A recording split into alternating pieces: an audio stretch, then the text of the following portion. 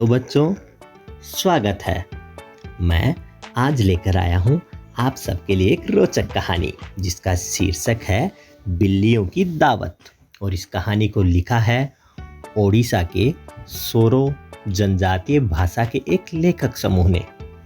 चित्रांकन किया है कुशा कुमार बारिक ने और हिंदी अनुवाद किया है राजेश खर ने। तो चलिए बच्चों, शुरू करते आज की प्यारी सी कहानी। दूर एक गांव में कुछ मोटी बिल्लियां रहती थी और उसी गांव में कुछ चूहे भी रहते थे।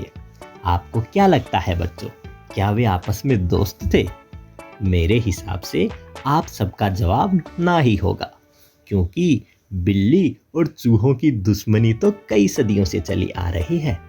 लेकिन बिल्लियों ने चतुराई दिखाते हुए चूहों को दावत पर बुलाया और उन्हें खाने का प्रयास किया। आगे क्या हुआ, यह जानने के लिए हम आगे बढ़ते हैं। एक दिन मोटी बिल्लियों ने दावत करने की सोची। उन्होंने हलवाई को बुलवाया। हलवाई ने बड़ी सी आग जलाई और भात, पीठा और कई पकवान पकाए। बड़े बड़े देगों में से अच्छी खुशबू सब जगह फैल गई। सबके मुंह में पानी आ गया। अब मोटी बिल्लियों ने चूहों को भी दावत में बुलाया, क्योंकि बिना चूहों के बिल्लियों की दावत तो हो नहीं सकती। चूहे जो अब तक केवल खुशबू सूंघ रहे थे, इसलिए जब उनको पता चला कि उन्हें दावत का न्योता मिला है, बड़े खुश हुए और अपने मुखिया से दावत में जाने की अनुमति मांगी। उनके समझदार और होशियार मुखिया ने कहा, तुम जा तो सकते हो, पर याद रखना कि बिल्लियां हमारी दुश्मन है। उनके आसपास सावधान रहना, किसी को भी चोट नहीं आनी चाहिए और कोई भी जान माल का नुकसान नहीं होना चाहिए। पहले वहां अपने नीचे एक बिल खोद लेना। अगर कुछ गड़बड़ हो तो उसी बिल से भाग निकलना। और अच्छी तरह राय मशवरा करके चूहे दावत में पहुंच गए।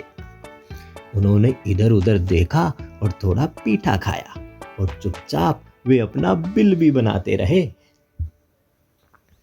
थोड़ी देर बाद में नाच गाने का प्रोग्राम शुरू हो गया। संगीत बज रहा था और बिल्ली और चूहे मिलकर नाच रहे थे। डम डम बजा ढोल और पी पी बजी तूरी। नाचो गाओ पकड़ो खाओ, मोटी बिल्लियों ने ये गाना गाया।